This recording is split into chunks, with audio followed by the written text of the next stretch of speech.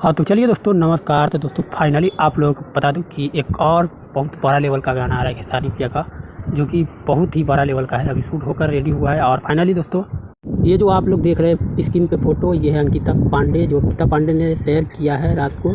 जो आप लोग यहाँ पे देख सकते हैं, बहुत सारा फोटो है जैसे कि आप लोग देख सकते हैं। और एक फ़ोटो इसे लग रहा है कि बहुत बड़ा लेवल का गाना है, तो आप लोग देख सकते हैं। और दोस्तों एक बात और बता दूं कि ये जो है नया लड़की है, इसने कमेंट भी किया और कमेंट में लिखा भी है, बहुत जल्द मेरा गाना आ रहा है खेसारी सर के साथ, जो कि फालतू एंटरटेनमेंट पे है। और हाँ दोस्तों, बता दूं इस गाने का पोस्टर भी आ गया है, जो कि आप लोग आगे देखिए।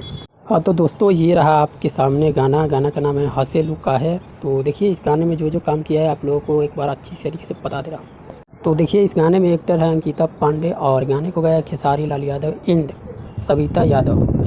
ये गाना फालतू एंटरटेनमेंट पे सुनने को मिलेगा। तो आप लोग जल्दी जल्दी कमेंट करिए और सब्सक्राइब कर लीजिए जाके फालतू